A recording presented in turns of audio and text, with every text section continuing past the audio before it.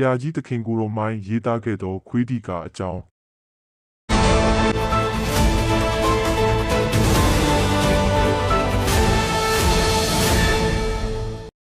းဆရာကြီးသခင်ကိုတော်မိုင်းဟာကိုလိုနီခေတ်မြန်မာလွတ်လပ်ရေးကြိုးပမ်းမှုသမိုင်းနှင့်စာပေသမိုင်းတွင်အလွန်ဝေါ်စာကြီးမားသောစာဆိုကြီးနှင့်မျိုးချစ်နိုင်ငံရေးခေါင်းဆောင်တစ်ဦးဖြစ်ပါတယ်။ဆရာကြီးသည်တိုင်းပြည်နှင့်လူမျိုးအတွက်လိုအပ်သည့်အချိန်တိုင်းတွင်စာပေလက်နက်ဖြင့်တုံ့ပြန်လေ့ရှိပြီးထင်ရှားသောစာပေမျိုးစားတစ်ခုမှာဒီကာများဖြစ်ပါတယ်။သခင်ကိုတော်မိုင်းရေးသားခဲ့သည့်ဒီကာများအနက်ခွေးဒီကာပေါ်ပေါက်လာရခြင်းနှင့်ပတ်သက်၍အဓိကအကြောင်းရင်းဟာအမျိုးသားညီညွတ်ရေးကိုရှေ့ရှုခြင်းနှင့်ဖောက်ပြန်မှုများကိုဝေဖန်လိုခြင်းဖြစ်ပါတယ်။ခွေးဒီကာကိုရေးသားရခြင်းအဓိကအကြောင်းရင်းမှာထိုခေတ်ကမြန်မာနိုင်ငံရေးလောကတွင်ပေါ်ပေါက်နေသောအကွဲအပြဲများနှင့်အမျိုးသားရေးလမ်းကြောင်းမှတွေ့ပြီးသွားသည့်လုပ်ရပ်များကိုပြင်းပြင်းထန်ထန်ဝေဖန်ထောက်ပြရန်အတွက်ဖြစ်ပါတယ်။ထိုခေတ်က GCBA အသင်းချုပ်ကြီးပြိုကွဲပြီးနောက်နယ်ချဲအင်္ဂလိပ်တို့ကပေးသောယာတုများကိုမတ်မောကနယ်ချဲနှင့်ဆေးဆက်ညှိနှိုင်းပြီးအုပ်ချုပ်ရေးတွင်ပါဝင်လိုကြတဲ့နှစ်ဆက်တဦးကိုင်းသားများကိုဆရာကြီးကခွေးတီကာဖြင့်ဖွင့်ချဝေဖန်လိုက်ခြင်းဖြစ်ပါတယ်။နယ်ချဲတို့၏မြောက်ထိုးပင်ကုန်မှုကြောင့်အချင်းချင်းစီးလုံးညီညွတ်မှုပြပြပြီးအမျိုးသားရေးကြိုးစည်းဝါးထက်ကိုကြိုးရှာသူများကိုရှုတ်ချရန်နှင့်ပြည်သူများကိုသိရှိစေရန်ရေးသားခဲ့ခြင်းဖြစ်ပါတယ်။နံပါတ်2ကတယောစာအဖြစ်ရေးသားခြင်းမှာဆရာကြီးသည်ဒီကာများတွင်နိုင်ငံရေးလူမှုရေးအခြေအနေများကိုတိုက်ရိုက်ပြောဆိုခြင်းထက်တယောစာအဖြစ်ရေးသားလေးရှိပါတယ်။ခွေးဒီကာတွင်လည်းခွေးကိုဥပမာပြု၍နိုးကြမှုမရှိဘဲအိပ်ပျော်နေသူများသခင်ကိုဖားတတ်သူများအချင်းချင်းကြိုက်ဖြတ်နေသူများအမိုက်ပုံတွင်အစာရှာနေသူများစသည်ဖြင့်တင်စားကထိုခေတ်ကဖောက်ပြန်နေသောနိုင်ငံရေးသမားများနှင့်ပြည်သူအချို့၏စိတ်ဓာတ်ကိုတည်ခဲ့ခြင်းမှာသိသာပါသည်။နံပါတ်3အနေဖြင့်ဆရာကြီးသခင်ကိုတော်မိုင်းကိုစာပေသူပုံကြီးဟုအမည်တွင်သည့်အတိုင်းခွေးဒီကာသည်နယ်ချဲဆန့်ကျင်ရေးနှင့်အမျိုးသားလွတ်မြောက်ရေးတိုက်ပွဲတွင်ပြည်သူများ၏စိတ်ဓာတ်ကိုမြင့်တင်ပေးရန်နှင့်လမ်းမှန်ကိုပြသရန်အတွက်ရေးသားခဲ့သောစာပေလက်နက်တစ်ခုပဲဖြစ်ပါတယ်။သခင်ကိုတော်မိုင်း၏ခွေးဒီကာသည်နယ်ချဲလက်အောက်တွင်ကိုကျိုးစည်းပွားအတွက်ဖောက်ပြန်သွားသောနိုင်ငံရေးသမားများကိုခွေးဖြင့်တင်စားကာအမျိုးသားညီညွတ်ရေးအမျိုးသားသိက္ခာနှင့်လွတ်လပ်ရေးစိတ်ဓာတ်များကိုပြန်လည်နှိုးဆော်ရန်နားဝင်လွယ်စေဖို့ပမာပြုကာရေးသားခဲ့ခြင်းပဲဖြစ်ပါတယ်ခင်ဗျာ။သခင်ကိုတော်မိုင်းဟာဟောပြောပွဲများတွင်လည်းပုံမြင်များဖြင့်တင်စားကလက်ရှိဖြစ်ပေါ်နေတဲ့အခြေအနေများကိုထင်သာမြင်သာရှိအောင်ပြောနိုင်စွမ်းရှိပါတယ်။အယောင်ဆောင်ခွေးရှင်ဘရင်အကြောင်းပြောပြရာမှာခွေးများထဲမှအခွင့်ထူးခံခွေးတစ်ကောင်ကရှင်ဘရင်ယောင်ဆောင်ကအခြားခွေးများကိုဖိနှိပ်ခြင်းဖြင့်ကိုလိုနီအစိုးရအလိုတော်ကြီးများကိုတိုက်ရိုက်တည်ရောက်ခဲ့ခြင်းဖြစ်ပါတယ်။အင်္ဂလိပ်ကိုလိုနီနယ်ချဲအစိုးရ၏အယောင်ဆောင်မှုများတိုင်းပြည်အတွက်မဟုတ်ဘဲကိုကျိုးရှာမှုများကိုအမျိုးသားရေးစိတ်ဓာတ်ဖြင့်သခင်ကိုတော်မိုင်းဟာဟောပြောပွဲများတွင်လည်းပုံမြင်များဖြင့်တင်စားကလက်ရှိဖြစ်ပေါ်နေတဲ့အခြေအနေများကိုထင်သာမြင်သာရှိအောင်ပြောနိုင်စွမ်းရှိပါတယ်။အယောင်ဆောင်ခွေးရှင်ဘရင်အကြောင်းပြောပြရာမှာခွေးများထဲမှအခွင့်ထူးခံခွေးတစ်ကောင်ကရှင်ဘရင်ယောင်ဆောင်ကအခြားခွေးများကိုဖိနှိပ်ခြင်းဖြင့်ကိုလိုနီအစိုးရအလိုတော်ကြီးများကိုတိုက်ရိုက်တည်ရောက်ခဲ့ခြင်းဖြစ်ပါတယ်။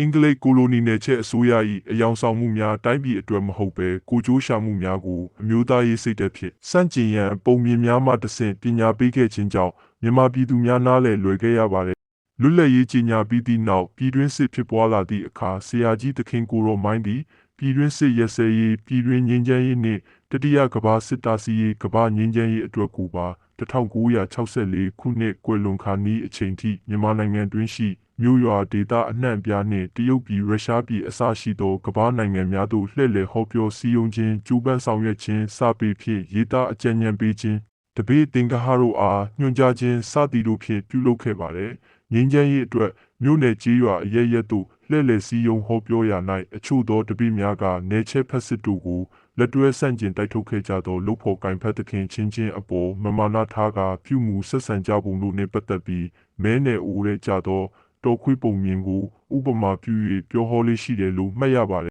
။ဆရာကြီးဟောပြောခဲ့သောအယောင်ဆောင်ခွေးရှင်ဘရင်ပုံမြင်အားနားထောင်ကြည့်ပါဦးခင်ဗျ။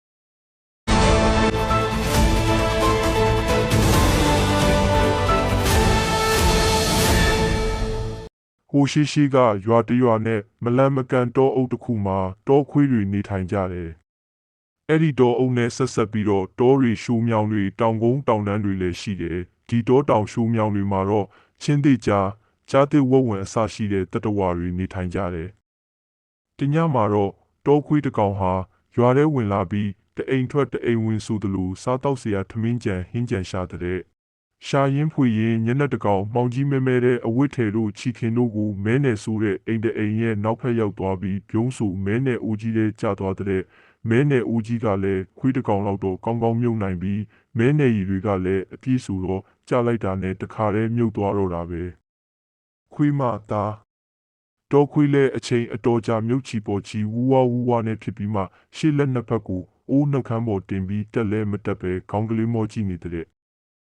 သူ့တကူလုံးမဲနယ်စိမ်ပြီးသားဖြစ်နေတာပေါ့အဲ့တလူနဲ့လင်းအားကြီးရောင်နီတန်းလာရာကနေထွက်ပြူးဆိုသလိုရောက်လာတဲ့အခါအိမ်သူအိမ်သားများနိုးပြီးနောက်ဖက်ကတကားကိုဖွင့်ကြတဲ့အိမ်သူအိမ်သားများနိုးပြီးစကားပြောတဲ့လှူရှာသွားလာတဲ့တကားဖွင့်တဲ့တို့ကိုကြားရမှတောခွေးဟာမျက်လုံးမျက်စံပူကျလာပြီး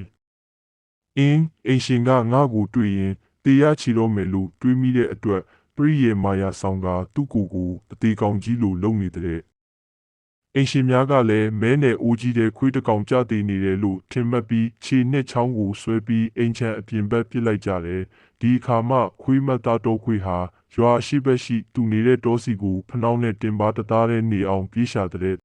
တကောင်ကျော်လောက်ကစပြီးနေထွက်ပြူးအထိညတဝက်လောက်မဲနယ်အိုးတဲ့စိန်နေရတယ်ဆိုတော့တောခွေးကောင်တကူလုံးဟာအဝိထဲများကိုမဲနယ်ဆူထားသလိုပြလဲအယောင်ဆွဲနေတယ်ပြီးတော့တဖြည်းဖြည်းမြင့်တက်လာတဲ့နေအောင်ကိုမျက်နှာမူပြေးလာရင်ဆိုနေသောမဲနယ်ကြီးများ6ကပြလဲမဲနယ်ရောင်ကိုနေအောင်ဟပ်ပြီးတလက်ဖြစ်နေတာပေါ့သူ့တကူလုံးအသွေးရောင်ပြောင်းနေပုံကိုမြင်ရတဲ့တောခွေးဟာငါတဲလှပါလားငါအသွေးရောင်တွေဟာတခြားအကောင်တွေနဲ့မတူဘူးတခြားအကောင်တွေကိုမဲနယ်ဦးရဲကြားလို့ဆိုတာမပြောဘဲငါကိုတောဆောင်နတ်မင်းကြီးကသူ့တကူနဲ့လှုပ်ပြီးတရဝရီရဲ့ဘရင်ဖြစ်တင်မြောက်ပေးလိုက်တယ်ပြောမှဖြစ်မယ်လို့စိတ်ကူးပေါက်လာတဲ့ခွေးတောင်မှတသွေးတမွေးဖြစ်လာတယ်ဆိုရင်စိတ်ပြောင်းသွားတာပါပဲ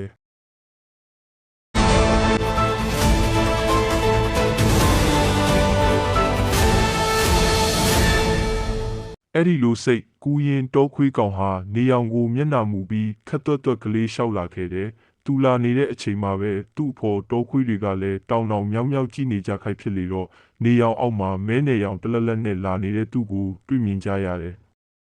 တွေ့မြင်တဲ့တောခွေးတိုင်းကအင်းတီကောင်ဟာပုံမှန်ကတော့တို့လိုပဲတို့ပေမဲ့အသွေးရောင်ကတို့နဲ့မတူဘူးတိတ်လှတယ်အယောင်တလက်ထွက်နေတဲ့ထူးခြားတဲ့အကောင်တစ်မျိုးပဲလို့တွေးထင်ကြပြီးသူ့နားလည်းမကဲရဲကြပဲခက်လန်းကကြည်ရင်အကဲခတ်နေကြတဲ့အခြားတောခွေးတရဝါတွေကအခုလိုသူ့ကိုကြည့်နေကြတော့မဲနယ်တကူကြောင့်အသွေးရောင်ပြောင်းနေတဲ့တောခွေးကောင်ကတောဆက်တနေရာရှိမြေကမူလေးပေါ်တက်ထိုင်လိုက်ပြီးဟေးကောင်တွေငါ့ကိုဘာကြောင့်စိုက်ကြည့်နေကြသလဲငါဟာမင်းတို့နဲ့ကိုနေလက်ဟန်ပုံမှန်တရံတူတလို့ရှိပေမဲ့မင်းတို့လိုတောခွေးအမျိုးစားတွေကမဟုတ်ဘူးငါအစင်းရောင်ဟာဘဲကောင်နဲ့မှမတူအောင်ထူးထူးခြားခြားတောက်ပြောင်နေတယ်မဟုတ်လားတော3000ကိုစောင့်တဲ့နတ်မင်းကြီးကမင်းတို့နဲ့တကွတောတရိษံတို့ရဲ့ရှင်ဘရင်အဖြစ်ဖန်ဆင်းပေးလိုက်သူဖြစ်တဲ့အခြားတရိษံတွေကိုမင်းတို့ကတဆင်းလိုက်ပြောကြပြီးတော့မင်းတို့ရောအခြားတရိษံတွေရောနေ့စဉ်ငါ့ကိုဝိုင်းဝန်းခစားကြရမယ်လို့မန်ပါနဲ့ပြောလိုက်တဲ့တောခွေးများဟာအစပထမတော့သူပြောတာတကယ်ထင်မှတ်ကြပြီးချင်းသေးကြားသေးဝုံအစရှိတဲ့တရိษံတွေကိုအကျိုးအကြောင်းလိုက်ပြောကြတယ်ပြီးတော့နေ့စဉ်နက်တိုင်းအဲ့ဒီအကောင်ကနေပူစာမြေကမူလေးပေါ်မှာစောင်းကြောင်ထိုင်နေတဲ့အခါတောခွေးတွေနဲ့ချင်းသေးကြားသေးဝုံစသည်တို့ဟာသူ့ပတ်ဝန်းကျင်မှာရိုးလေးခစားနေကြရတဲ့ကြည်စံတောခွေးကောင်ကမဲနယ်ရောင်ကြောင်တကူပြောင်နေလိုက်ပုံများဟာပြီးတော့ဒီကောင်ကဘလောက်ခွေးသစ္စာမဲ့တလဲဆိုရင်သူနဲ့မျိုးတူတောခွေးတွေပေါ်တိတ်နေဆိုပဲသူ့အနာဝိုင်းကစားကြတဲ့အခါမျိုးမတူတဲ့ချင်းသေးကြားသေးဝုံတို့ကိုရှေ့နားမှာနေစေပြီးမျိုးတူသွေးချင်းသားချင်းဖြစ်တဲ့တောခွေးတွေကြတော့နောက်ဖက်ခလန်းကနေစေတဲ့အတွင်းထရံအပြင်ထရံအတွင်းကဆိုတာမျိုးပေါ့ချင်းသေးကြားသေးဝုံတို့ကြတော့မျက်နှာသာပေးချင်တိုင်းပေးပြီးတောခွေးတွေကိုတော့ဘာမဟုတ်တာမကြီးကျယ်တာလေးနဲ့မန်လိုက်မဲလိုက်ဟိန်းဟောက်လိုက်လှိမ့်ကြိုက်လိုက်တာလဲနေ့စဉ်လိုခံကြရတဲ့ခွေးနဲ့ပတ်သက်လို့ကြီးနဲ့ပတ်သက်လို့ကြက်နဲ့ပတ်သက်လို့အခြားတရိษံများနဲ့ပတ်သက်လို့နေယူမှတ်သားစရာတွေဖော်ပြထားတာတွေ့ရတယ်။ဥပမာချက်ဆိုရင်အချိန်မှန်အိတ်တန်းတက်တယ်အချိန်မှန်အိတ်တန်းဆင်းတယ်။အချိန်မှန်တွန်းတဲ့ချက်တွန်းတဲ့အတန်ကိုအမိပြုပြီးအချိန်မှတ်သားပြုကြရတယ်။နေဝင်စတွန်းတန်းကိုအမှတ်သားပြုပြီးစပွဲမောက်ချိန်လို့ခေါ်ကြတယ် စပွဲမောက်ဆိုတာကညစာထမင်းစားပြီးထမင်းစပွဲတိတ်နာကိုဆိုလိုတယ်9နာရီခွဲ10နာရီလောက်တွန်းတော့သူငယ်အိတ်စိတ်ချိန်ကလေးတငယ်များအိတ်ချိန်လို့ဆိုတယ်10နာရီလောက်တွန်းတော့တက်ကြီးကောင်းချချိန်လူကြီးများအိတ်ချိန်10နာရီလောက်တွန်းတော့လူလင်ပြန်တဲ့ရှေးကကာလာသားအပြူအိမ်လာပြီးပြန်တဲ့အချိန်12နာရီတွန်းတော့တကောင်ချိန်တကောင်ကျော်ပြီးလို့2နာရီခွဲ3နာရီလောက်တွန်းတော့ကြက်ဦးတွန်းတယ်လို့ခေါ်တယ်4နာရီခွဲ5နာရီလောက်တွန်းတော့လင်းကျက်အဲ့ဒီနောက်တော့အိတ်တန်းစင်းရဲလို့သုံးလုံးသတ်မှတ်ကြတယ်အခုထိတောရွာတွေမှာကြက်တုံတန်ကိုနားထောင်ပြီးအချိန်ခံမှန်းသိရှိကြရတော့မယ်သူတို့မှလည်းတရိษံဖြစ်ပေမဲ့နီးယူမှတ်သားစရာတွေသူတို့အချင်းချင်းအပေါ်ခင်မင်တွေတော်မှုနားလည်မှုစောင့်ရှောက်မှုတစ္ဆာရှိမှုတွေရှိကြစမြဲခွေးဆိုရင်သူတို့အချင်းချင်းအပေါ်မှာသာမကတခင်ဖြစ်တဲ့လူသားတို့အပေါ်မှာတောင်တစ္ဆာရှိတတ်တဲ့တရဝါမျိုးဖြစ်တဲ့သူတို့ကိုအစားအစာကျွေးမွေးပြုစုတဲ့တခင်ရဲ့အိမ်ကိုနေမှုညတာစောင့်ရှောက်တယ်တခင်ကအိမ်ကအပြင်ထွက်ရင်ဝင်းပေါက်ထိလိုက်ပို့တယ်ပြန်လာရင်ဝင်းပေါက်ကစီးကြိုတယ်အချို့ခွေးများဆိုရင်ကျွေးမွေးသူလူသားတခင်အတွက်အသက်ဆုံးသွားတာတောင်ရှိတယ်ဒါပေမဲ့မဲနယ်ဦးရဲကြလို့မဲနယ်ပေးချင်နေတာကိုတကယ်အသွေးရောင်ထင်ပဝင်မြင့်နေတဲ့တောခွေးကောင်ကတော့မျိုးတူခွေးချင်းငဲ့ညာစောင့်ရှောက်မှုမရှိတစ္ဆာလည်းမရှိအထင်မြင်သေးပြီးအမျိုးမျိုးညှဉ်းပန်းနှိပ်စက်ပါများတော့တောခွေးတစုကညှိနှိုင်းတိုင်ပင်ကြတဲ့ဘလို့တိုင်ပင်ကြတယ်လဲဆိုရင်ဒီကောင်ကဟိုချင်းသေးတို့ဝက်ဝံတို့ကြားကြားတစ်တို့ကိုတော့တိတ်အခွင့်ရေးပေးတယ်နေတာတော့သူ့အနားမှာနေစေတယ်မျိုးတူတို့ခွေးတွေကြတော့အထင်လဲသေးတယ်အမြဲတမ်းနှိမ်ပြီးညှဉ်းပန်းနှိပ်စက်တယ်သူ့အနာကိုအကက်မခံဘူးအောက်တန်းနောက်တန်းကပဲနေကြရတယ်ချင်းသေးတို့ဝက်ဝံတို့ကြားကြားတစ်တို့ကသူ့ကိုအထင်ကြီးပြီးရိုသေးခစားနေကြတာဟာတို့ဝါရဖြန့်ကောင်းလို့ဘေးတီးပေးလို့မဟုတ်လားတကယ်ဆိုတော့သူဟာသူ့ကိုယ်သူဘလို့ပဲတောဆောင်နှမင်းကဖန်ဆင်းပေးတဲ့ခွေးရှင်ပရင်ရဲလို့ကြွားနေပေမဲ့တို့လိုခွေးမျိုးစားတဲ့ကပါပဲဒါကြောင့်မို့မာနာကြီးပြီးခွေးချင်းအပေါ်တစ္ဆာမဲ့တဲ့အကောင်တင်းရဲ့ဇာတိရုပ်ပေါ်အောင်မျက်နှာဖုံးကိုခွာချကြမှာဖြစ်မယ်မျက်နှာဖုံးခွာချဖို့ကတော့မခက်ပါဘူးကြားချင်းသေးဝဝွန်စသူတို့ဝိုင်းရန်ခါစားနေကြတဲ့အချိန်တို့ထဲကတကောင်ကောင်ကစဦးပြီးတော့အားလုံးကလိုက်ဦးကြအဲ့ဒီအခါသူလည်းမနေနိုင်တော့ပဲလိုက်ဦးရမှာပဲဒီတော့မျက်နှာဖုံးကျွတ်ကြပြီးသူဇာတိရုပ်ပေါ်ရောမဟုတ်လားစသဖြင့်ဆွေးနွေးတိုင်ပင်ကြတဲ့နောက်တနေ့နနက်အခါတိုင်းလိုပဲမဲနယ်ရောင်ကြောင့်အခြားတရစ္ဆာန်တွေကရှင်ဘရင်လို့အထင်ခံနေရတဲ့တောခွေးကနေပူစာမြေကမူပေါ်ထိုင်နေပြီးချင်းသေးကြားတဲ့ဝက်ဝံတို့ကသူ့အနီးရှိနာကခွေးတွေကတော့နောက်နာခလန်းလန်းကအတီးတီးဝိုင်းရန်ခန့်စားနေကြတဲ့အဲ့ဒီလိုစုံစုံညီညီနဲ့တိတ်ဆိတ်ငြိမ်သက်နေတော့ပြုံးဆူတောခွေးတကောင်ကစောင်းကြောင်ထိုင်ပြီးဦးကောင်းကိုကောင်းကင်မောကဦးလို့အတန်ရှည်ကြီးဆွဲဦးလိုက်တဲ့ခွေးတကောင်ဦးတန်ကြားကြတော့အခြားခွေးတွေကလည်းဝိုင်းဦးကြပြန်တဲ့တောခွေးတွေကအတန်ရှည်ကြီးဆွဲပြီးဦးကြတဲ့အတန်ကြားရတော့ကြားချင်းသေးဝဝွန်စားတဲ့အကောင်တွေကဟိုကြီးဒီကြီးနဲ့ဘာဖြစ်နေကြတာလဲလို့အကဲခတ်နေကြတယ်အဲ့ဒီအခါသူ့ကိုယ်သူတရစ္ဆာန်ရှင်ဘရင်လို့လိန်လေကြောဝါနေတဲ့ခွေးမှတားတော်ခွေးကောင်လဲဟိုကြီးဒီကြီးနဲ့ဇာတိရုပ်မပေါ်အောင်အမျိုးမျိုးအင်ဒရီဆောင်နေရတော့လဲကြကြမအောင်နိုင်တော့ပဲအခြားခွေးတွေလိုခေါင်းကလေးမိုးပုံမော့ပြီးဥပါယောလားဒီတော့မှသူ့အနီးပါရိုးရိုးလေးခါစားနေကြတဲ့ကြားချင်းသေးဝဝွန်တို့ကတိတိချာချာကြည့်ပြီးဒီကောင်ကသူ့ကိုယ်သူရှင်ဘရင်လေးပါလေးနဲ့အမျိုးမျိုးလိန်ညာနေတဲ့တောခွေးပဲလို့သိရှိလာကြတာနဲ့တပြိုင်တည်းသူ့ထက်ငါကုတ်ကိုထပ်ခဲလိုက်ကြတာလျှက်တစ်ပြက်အတွင်းဆိုသလိုအယောင်ဆောင်ခွေးရှင်ဘရင်ဟာအယိုးသားရှာမတွေ့အောင်ဖြစ်သွားတဲ့